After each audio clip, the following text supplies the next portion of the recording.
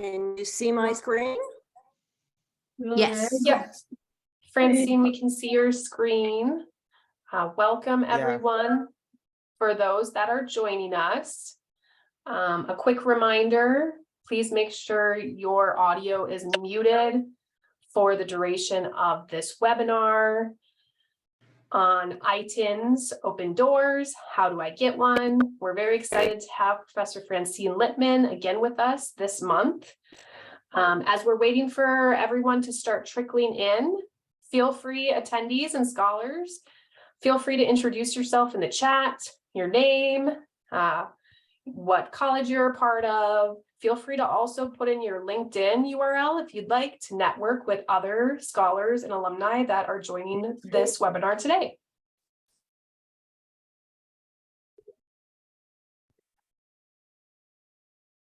And while everyone is coming in and introducing themselves in the chat, Francine, if you don't mind going to the next slide, please.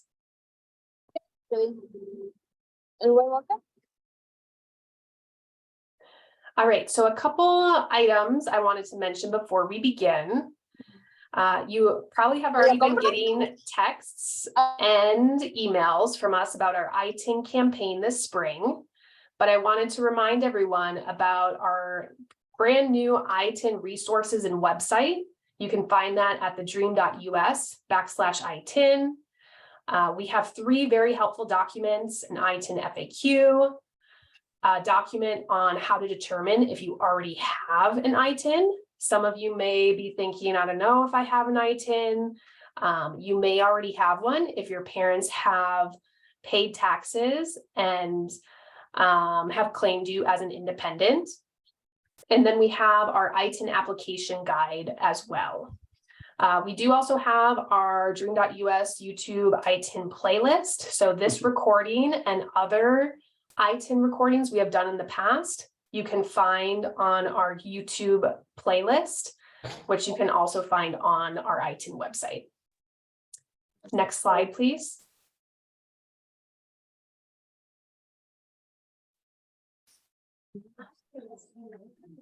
Next slide, please, Francine. And lastly, just wanted to remind everyone that this is the second of our 3 ITIN webinars for this spring. You can find the recording from February on our YouTube playlist that I just mentioned. Our next and final ITIN webinar for this spring will be a month from now, Tuesday, April 11th at the same time. This is a great time for you to learn more about ITINs, ask any questions, and learn from others about the ITIN application process, general ITIN questions, how to apply for an EIN if you're interested in an EIN with your ITIN, and more. So with that said, our first about 15-20 minutes of this webinar will be Professor Francine Littman from UNLV's Boyd School of Law. She will be presenting on ITIN basics, and then the rest of the webinar will be a Q&A session where we'll open it up to our attendees to ask questions they may have. So with that, I will kick it over to Professor Francine Littman. So great to see everyone. And since I'm the one sharing my screen, I'm not going to be able to monitor the chat, but I do want to make sure that the dream team of Nicole and her squad, who have every social media except Nicole, don't you have anything on TikTok? You must have a TikTok ITIN. So if that you don't have that yet, hopefully you can put it in the works. They have embraced this issue and are really on the cutting edge of providing and pushing out education and outreach to each and all of you. And frankly, you're very fortunate to be a Dream.Us scholar. So I say, first of all, congratulations, Mazel Tov. And if you need to get in touch with me, I would like Nicole and her squad to put my email address in the chat, because many of you have reached out to me for a question or two or a resource or two, and we always rise to the occasion to try to do whatever we can to help you. Frankly, you're the front line. You're the next generation of scholars and doers and thinkers and entrepreneurs. And so we're relying on you. We're getting ready to pass the baton. So we want you to be the best that you can be. So don't ever hesitate to reach out or ask a question. So what is an ITIN? Well, the US federal government wants tax dollars. They are don't ask, don't tell. And so everybody, in order to file a tax return, you need a taxpayer identification number. So the reason ITINs exist is for filing taxes. Frankly, there's no other reason that the federal government created it. It looks just like a social security number. However, it starts with a 9. And previously, maybe your parents or grandparents, actually, when they came to the US, they got a social security number.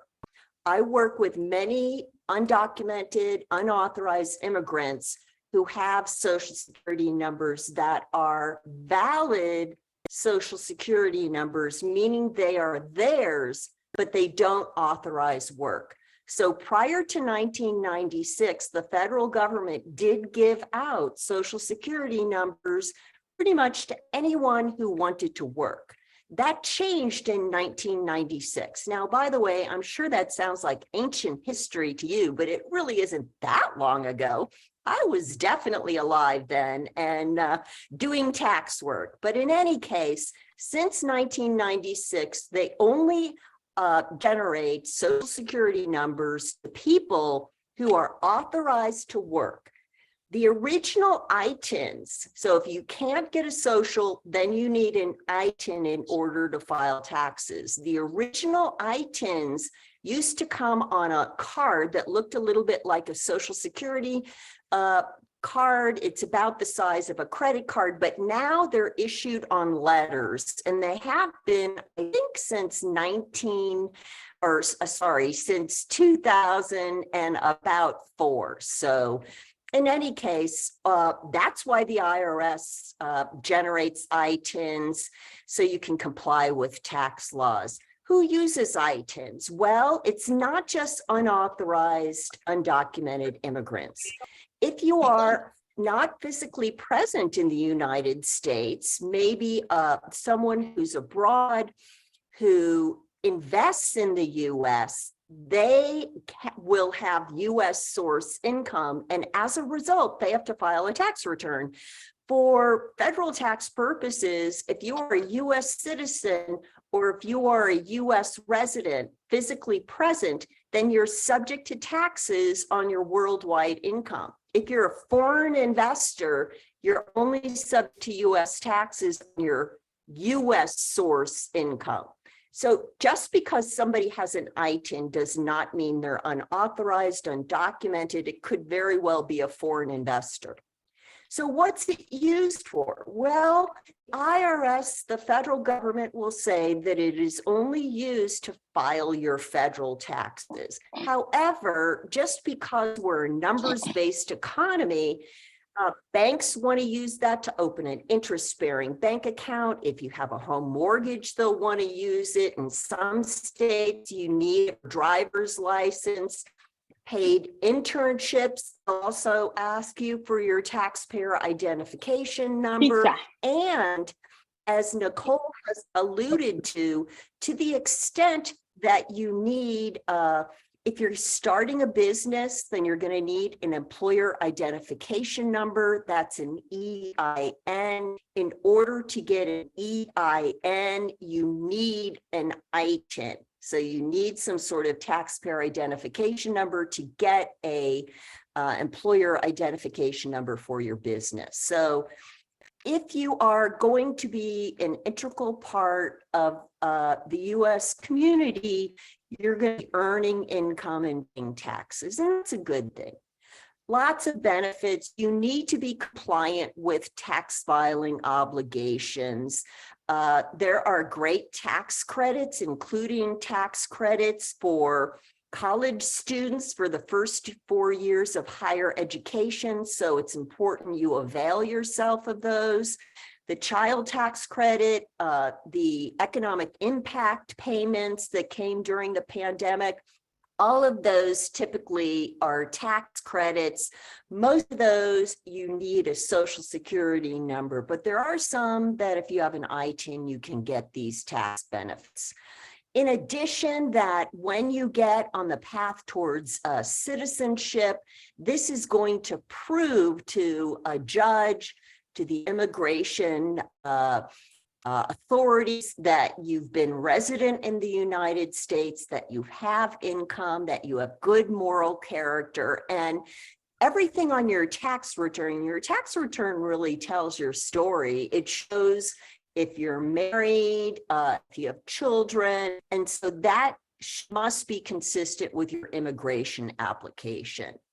You might, as Nicole said, already have an ITIN, because if your parents have been filing tax returns, then and claiming you as a dependent, then likely they filed for a taxpayer identification number for you. So how do you figure that out? Well, I know many immigrant college students like you, and that I work with, they really are often very engaged with their parents, helping them out and helping them navigate a myriad of confusing things. So make sure your parents have been filing past tax returns as well. So if they have, get a copy of it, look at it. At the beginning of the tax form, you'll see a listing of dependents. It should have your name and then a taxpayer identification number. So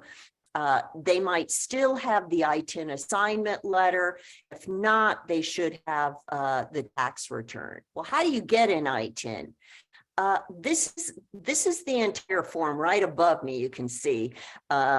It's one page. It's actually not that complicated to fill out. It asks your name, it asks your address, it asks a myriad of things. It's a W-7, and this is the form that you use. It's, as I said, it's actually pretty simple. Up at the top, you have to check this box. It's kind of shocking, but this is a big error, people not checking a box. So if you already have an ITIN, if you haven't used it in the last 3 years, then it has expired. So you need to renew it. If you have one and haven't used it, as I said, the last 3 years, 3 consecutive years, you check that box and then you fill it out. If you are applying for a new ITIN, then you check the apply for a new ITIN box. Again, it's not rocket science. Then this is the most challenging part, and that is trying to figure out why you qualify for an ITIN. Generally speaking, you're going to check the box C as in cat. And you're going to, because you are a U.S. resident alien, those are tax terms. While I would say it's a little bit offensive, that term alien, that's right out of the federal statute. And what's interesting is the reason why you're a resident for tax purposes, now that's different for immigration purposes. It's based on days physically present in the United States. So if you've been in the United States for more than 183 days, which is basically half a year, then you are treated for tax purposes as a U.S. resident alien, and that means you're subject to U.S. income taxes actually on your worldwide income. So you're going to check that box. If it's because your parents claimed you as a dependent, then you're going to check box D, Or if you're married to a US citizen or a resident alien, then you're going to check box E. Those are the boxes really that are relevant. And then you put your first name, your last name, pretty straightforward stuff. Whoops. And let's see, here's the bottom of that same application. You put your address, date of birth, pretty straightforward, country of birth, and this, you're going to sign this under penalties of perjury, so you must state completely accurate facts, country of birth, city and state or province. That's optional, so you don't necessarily have to respond to that. Your gender, interestingly, they don't have non-conforming status yet. Hopefully they will in the future. Country of citizenship, foreign taxpayer ID, if any, so that's optional. And then type of US visa, if any, again, optional. And then here, this is a more complicated question. 6D asks for your identifying documents. You're going to have to provide those to prove two things. One, that you exist, and two, that you are foreign born. Foreign born can be proven by a birth certificate and a myriad of other documents that I'm going to show you a list in a minute. But the best form of ID that demonstrates both that you exist and your foreign identity is a passport. So hopefully you have a valid passport. You'll check that box. You'll put all the numbers down, the expiration date, and then here's date of entry into the US. As I said, I've worked with lots of unauthorized, undocumented immigrants, and some of them are in their 60s or 70s, and they can't remember the date, but I help them, try to remember, was it cold? Was it warm?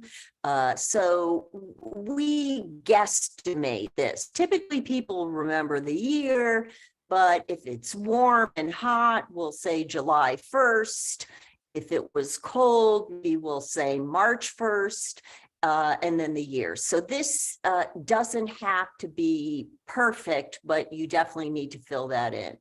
If you have an ITIN, then you're renewing it. And so then you would complete yes, put in the ITIN, and that's it. Then you sign it, and you're gonna have to mail it in, which I'm gonna talk about right now. Instructions are 14 pages for this one page form. So tax is complicated. Here I go through all of the details. So as Nicole said, you've got an ITIN playlist, you've got all the forms, you've got all the FAQs, and so you've got lots of resources at your fingertips. As part of the, so what's interesting, when you are applying for an ITIN, it has to be included with a tax return, because you have to prove that you need an ITIN, and the way you prove you need an ITIN is by including a tax form. So right now I'm going to plug in my computer so it doesn't drop off. And you also have to include original documentation of those documents, either your passport or other ID, to prove your identity and foreign status. And so these have to be original documents that you actually mail in, or if you can get a certifying acceptance agent to authenticate them, then you can send in, have the CAA send them in. So here's the chart that I was promising that documents that you exist in your foreign identity. So the passport is the best. That does both. Documents that prove your identity are a US driver's license, a foreign driver's license, US state ID, US military ID. So the best one here is probably a driver's license.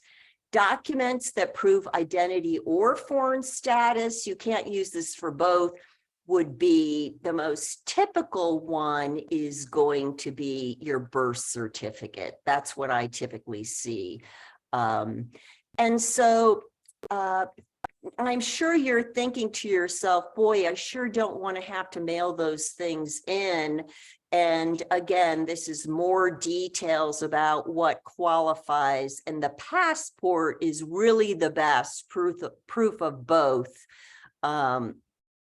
And so what we strongly suggest is, rather than submitting your original documents, what we would really like you to do is find someone who is a certifying acceptance agent. I happen to be, and there's a URL here, a link on the IRS website that lists a number of certifying acceptance agents in the United States. Typically, you can put in your zip code and it will help you, or your state or city, and it'll help you find a CA that's close to you.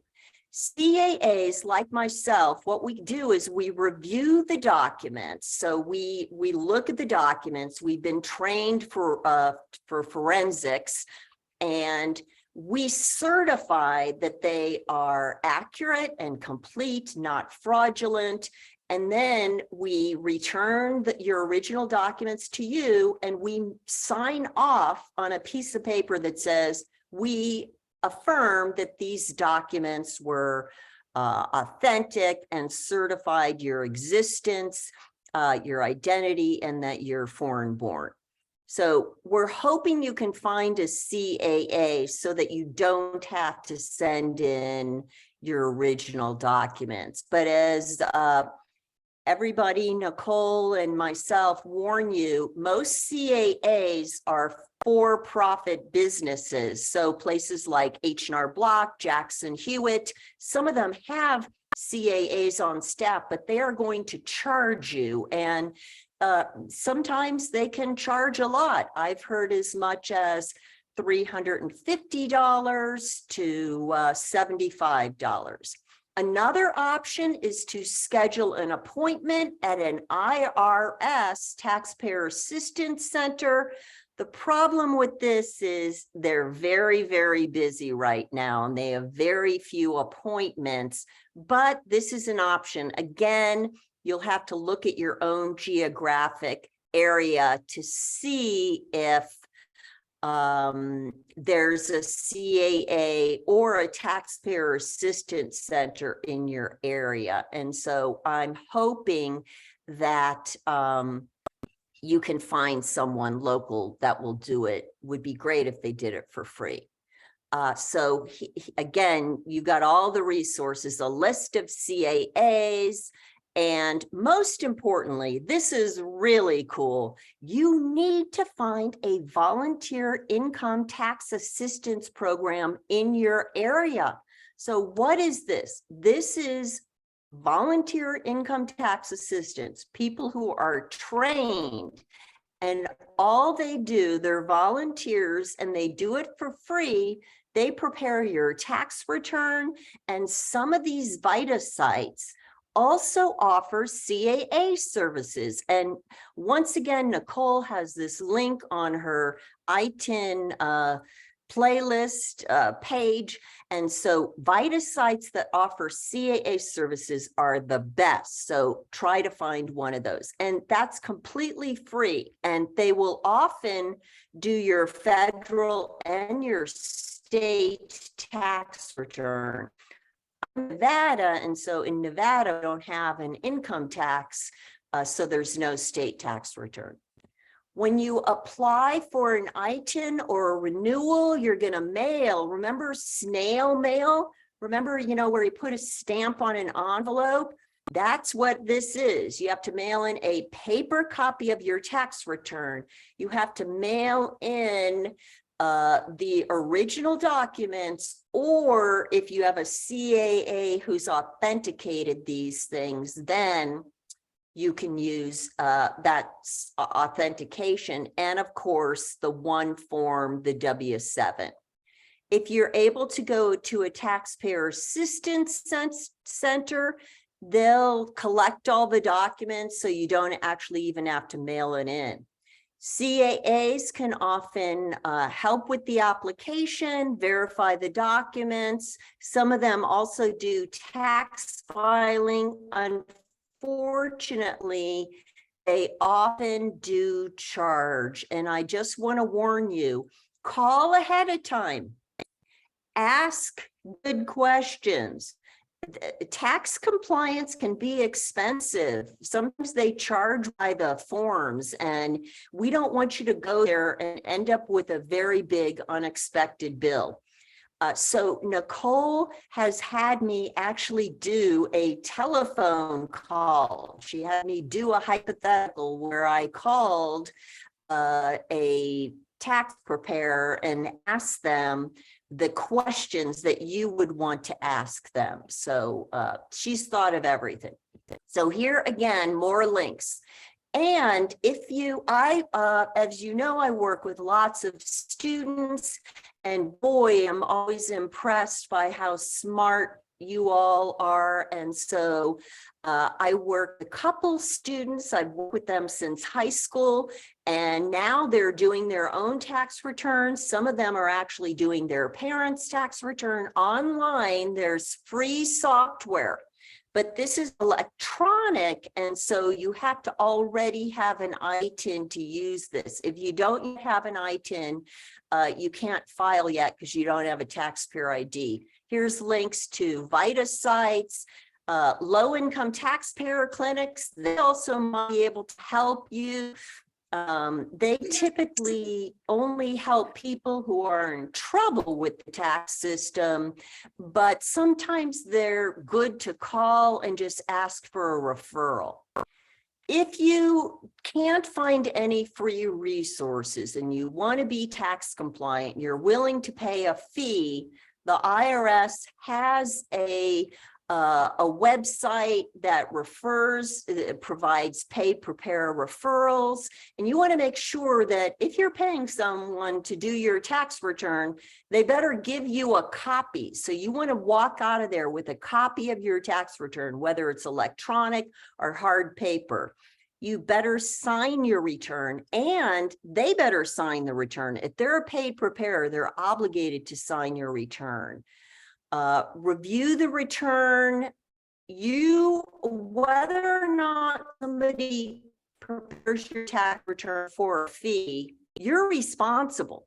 And so if there's an error on there, it's you who's going to have to pay those penalties and interest. And so make sure it looks right, that you don't see somebody else's name on your tax return. So there are some unscrupulous tax preparers out there, so beware of them. Scrutinize, do your diligence.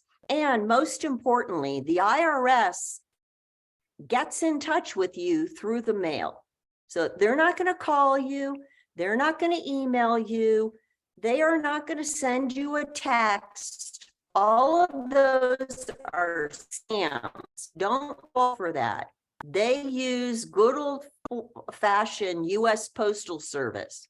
They also allow you to secure an online account with the IRS. And so that's pretty cool that you can access your tax transcript online. But you can only do that if you have an ITIN. So you have to have a taxpayer ID first. Questions. Oh, here they've already put my information up there, so you can send me an email if you have any questions. Here's a link to the ITIN website with 3 handouts and the playlist and every possible link. Whenever I see a new link, I send it to the Dream team, and they put it on their ITIN page. And There's after this, it's kind of unbelievable, but there's only one more month until tax season ends. And so the due date for filing your 2022 tax return. So right now it's 2023 and we're filing 2022. The deadline for that tax return is April 18th. So we're going to meet again, or you or someone you refer is going to meet on April 11th. So that's 1 week before the tax filing deadline. By the way, something a little bit new, and that is since the last time we met in February, oh my goodness, Mother Nature has not been nice, and poor California has had atmospheric rivers hitting it after atmospheric rivers. And so what the IRS, the US Treasury did, as well as the state of California. So if you are a California resident, they have extended the due date for tax filing only for California residents in most counties, but not all counties. So you have to go to the Franchise Tax Board website or the IRS website. They've extended the tax filing deadline to October 16th, if you can believe that. So they got lots of time. Well, the good news is I see lots of activity in that chat, and that actually makes my heart sing. So I am ready, willing, and able to answer any questions that haven't been answered. And so I will let somebody else ask them. Yeah, Francine, thank you so much for all of this helpful information regarding ITINs. You are correct. There's a lot of activity going in the chat. I've answered a few of them in the chat, but I will also ask the ones I have yet to answer. So the first question I saw in the chat, this student has an ITIN, but she doesn't know if it's valid or not. So her question is, if an ITIN is no longer valid, can I renew my expired ITIN with an expired passport? She has her birth certificate, but her passport has been expired for almost a year. Mm-hmm. It is best to have a valid passport. Unfortunately, it's got to be valid.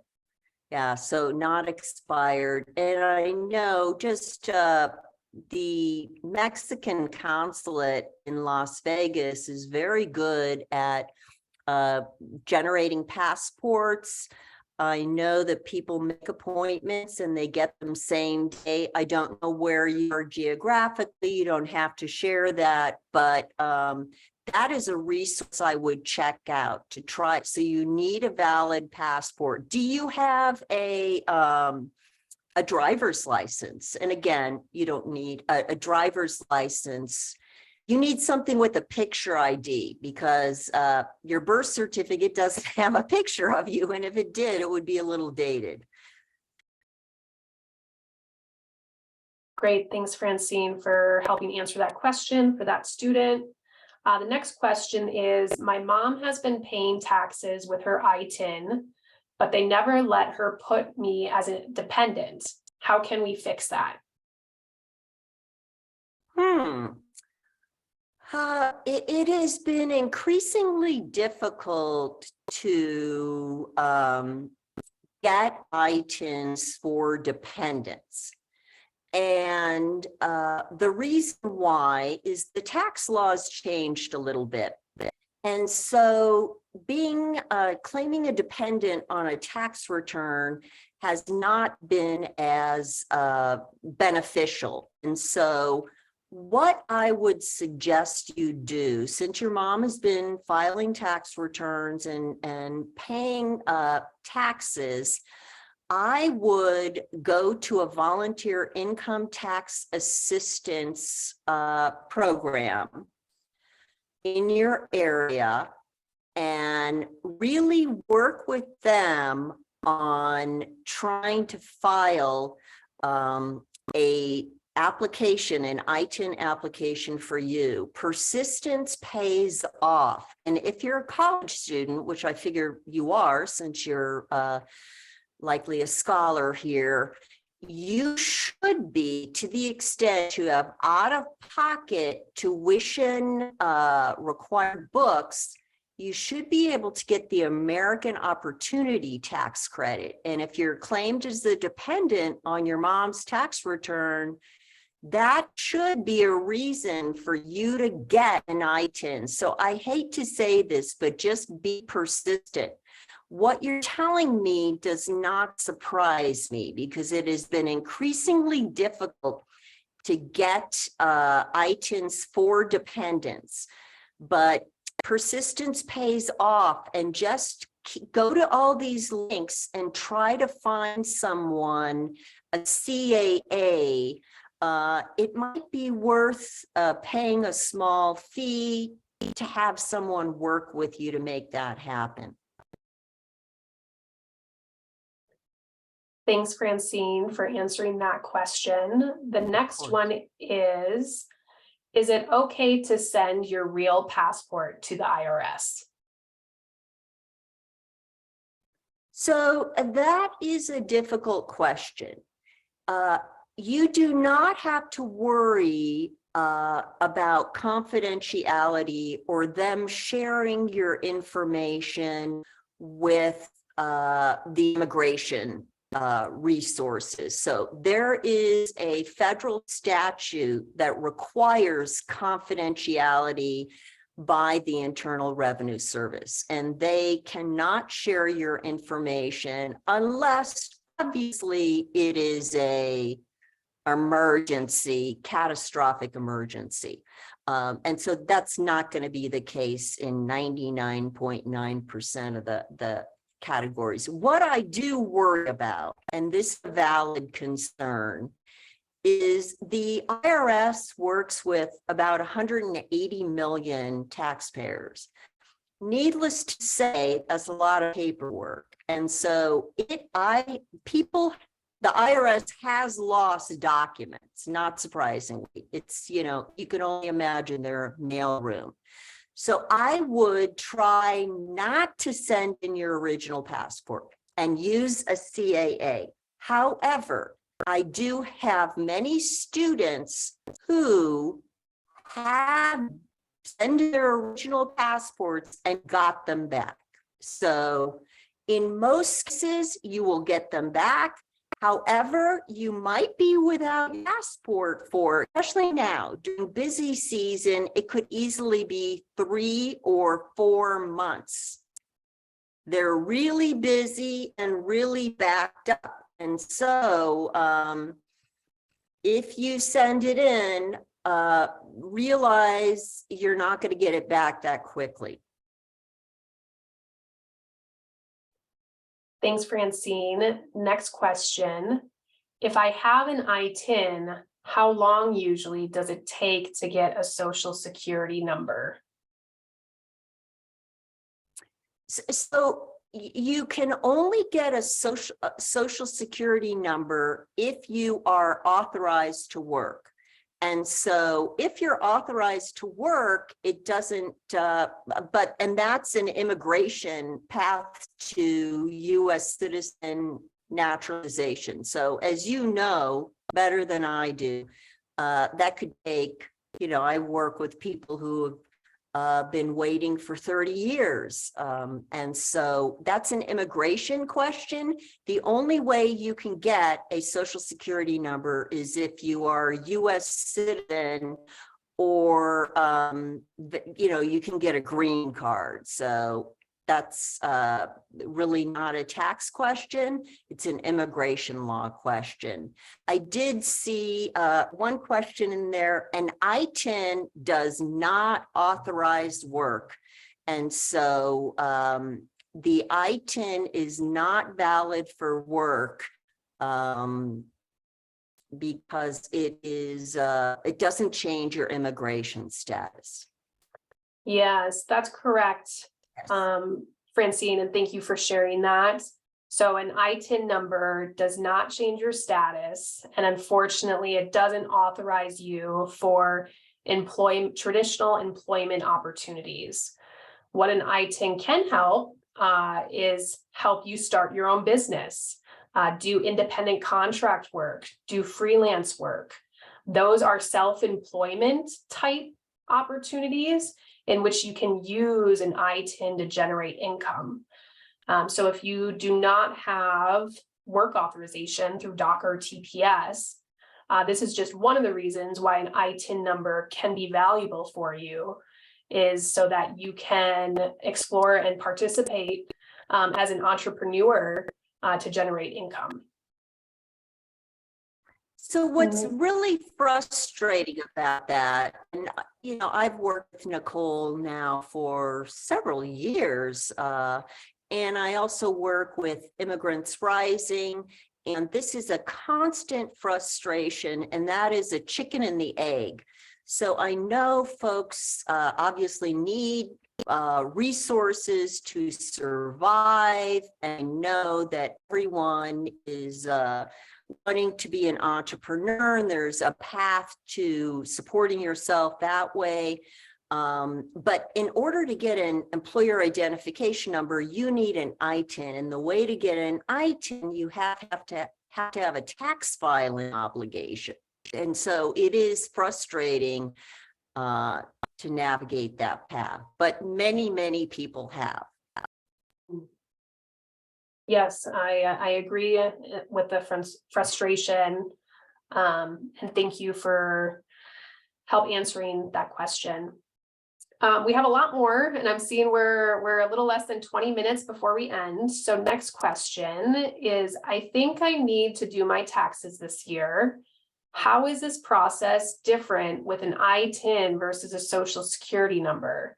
I'm pretty sure I'm still going to be claimed as a dependent. I don't know if that helps. So what will happen is you should probably go to a volunteer income tax assistance program. And again, that's free. That's why I'm pushing you in that direction, because they're competent, they're credible, they have integrity, and they're free. And I know, unfortunately, sometimes people don't trust things that are free. This one, I'm assuring you, you can trust. So what I would suggest you do is go with your parents to the extent that's possible, and have the VITA program prepare your parents' tax return and your tax return. If you can be claimed by your parents, which if you're a full-time student and under 24, you can be, then the VITA program will prepare your tax return as well as your parents at the same time. And if your parents claim you as a dependent, then you have to check a certain box that says you've been claimed on somebody else's tax return. So it's not difficult at all, but you should probably go together. That would be the most efficient thing. Something to do over spring break. Yes, I know it's spring break season right now for some of you. One other thing I just want to briefly mention too, because social security numbers have popped up a couple times in questions. If you have a social security number, you do not need an ITIN. Your social security number is what you will always use when you file and pay taxes. Even if you have a lapse in DACA or you are in the future unable to renew DACA. So if you have a social security number, you do not need an ITIN. I just want to clarify that. Next question. Great point. So once you get the social, you stick with the social, and social security numbers never expire under current law. Yeah. Correct. Next question. After how long of your ITIN being expired do you have until you need to renew again? So that's a good question. Don't need to renew until you have a filing obligation. And so if you don't know if your ITIN has expired or not, maybe you don't have the good records or whatever, you don't know if your parents claimed you. What I would do is, if you have an ITIN, file a tax return with it. file your tax return, and I guarantee you the IRS will let you know if it's expired.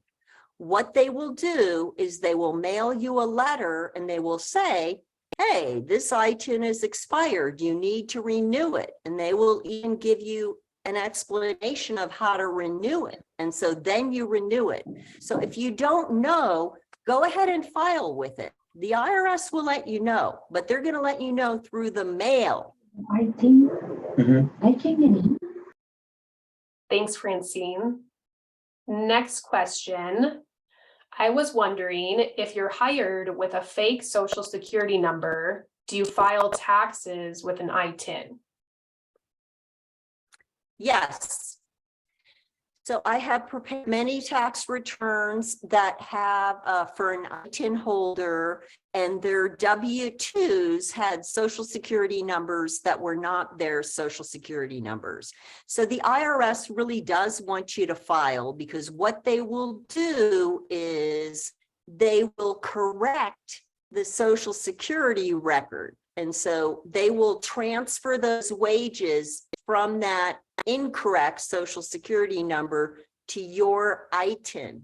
And so that's really important. So it helps the IRS and the Social Security Administration correct their record. So, and again, it's confidential. And so you don't need to be worried about immigration issues under the statute. Next question, and I can actually answer this one. I was just wondering if people that are on pause for DACA or in the process of DACA, can those people use their ITIN number and it won't harm or interfere with getting DACA? So if you fall into that category, yes, you can continue using your ITIN number. It will not harm or interfere with getting DACA. However, with that said, unfortunately, DACA is still on pause. And the status of DACA is right now, unfortunately, in jeopardy. We don't know the future of the DACA program. So if you are in pause with your DACA application and you have an ITIN, yes, you can still use your ITIN and it won't interfere or harm in any way. Next question. Let's see. I am a student. How do I get an ITIN if I haven't worked? I don't have a 1099. So one way is if you have any out-of-pocket expenses for college other than food and housing, and so out-of-pocket expenses for college like tuition fees or required books or equipment, there is a tax credit. It's called the American Opportunity Tax Credit, and I would encourage you to file with your parents if your parents are filing tax returns, or alternatively, if you are, not really engaged with your parents, you can go to a VITA site and bring your, it's a 1098T. I think that's the number that shows your tuition, out-of-pocket tuition expenses. Bring that with you to a VITA site, or give it to your parents if they file, and they can claim you as a dependent, again, if you are a full-time student under 24. And that's one way to get an ITIN. Next question. Can you get a job with an ITIN number? I can answer this.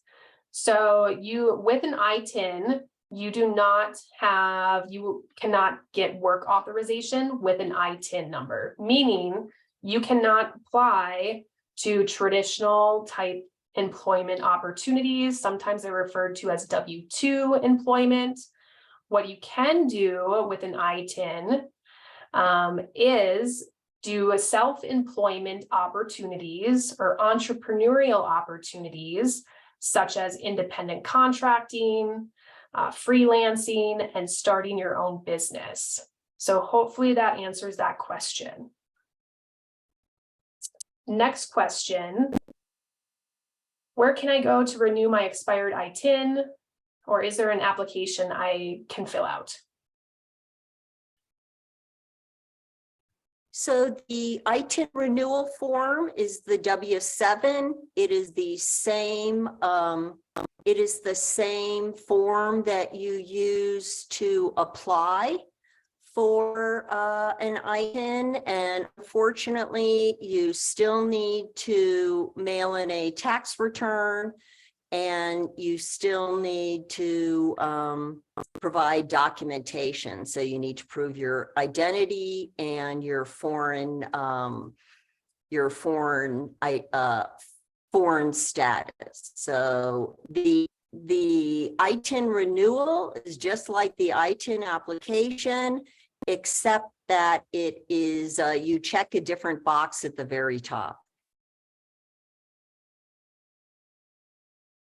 All right, the next two questions are around what forms of identification are needed for an ITIN. And Francine, maybe if you can go back to that slide, that would be great to see a visual. Yes, good idea. So the questions, there's two questions. So if my passport is expired, can I not apply for a new ITIN number? So I'll let you answer that question first.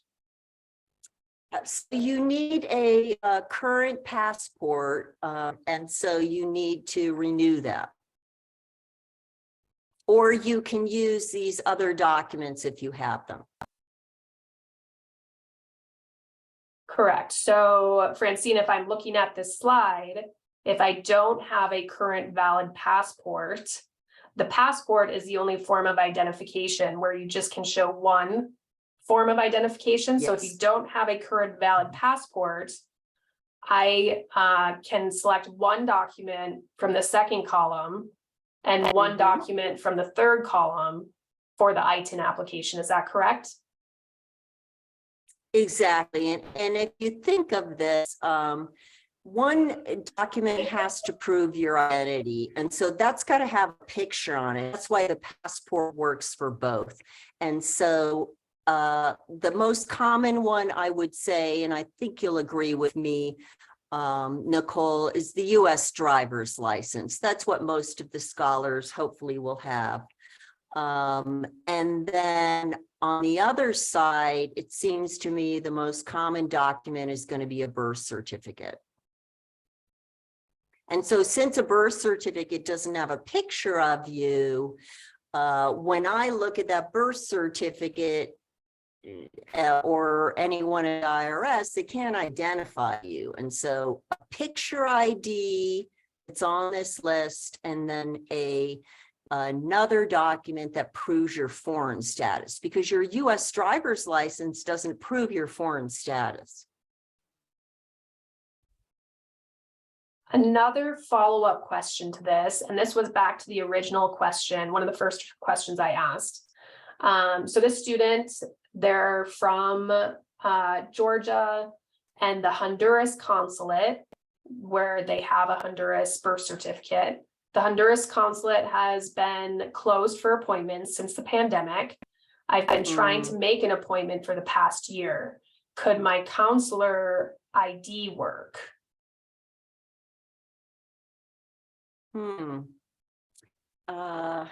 See, so that is not, so let's see. So your counts, is what type of ID is that? Is that your national identification card, maybe? What about a Georgia driver's license? Seems like that might work.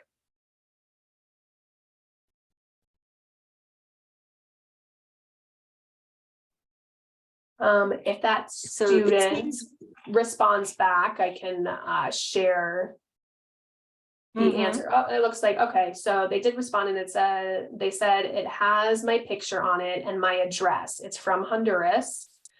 I got it at the consulate.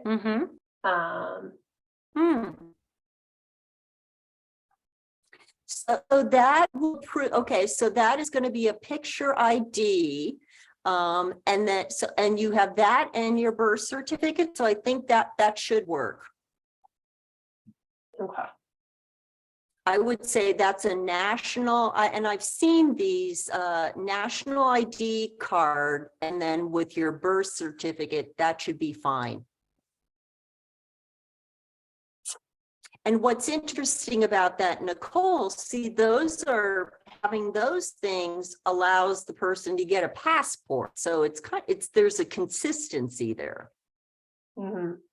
Yes, and I believe this student was the same student that said their passport was expired, and they've been trying to renew. So we only have a few more minutes. They should be able to get an ITIN. We have a few more minutes, so I'll answer one or two more questions. Next question. I am a freelancer and would like to file taxes. Can I file with an ITIN or do I need an EIN? You file your individual tax return with an ITIN. With that ITIN, you can get an employer identification number. You don't need one, but my sense is that seems that TheDream.Us does seem to encourage people to get EINs. You might need the EIN for some other purposes, to get a business license from your state or something like that. So with the ITIN, you can go online to the IRS website, get an EIN same day, automatically.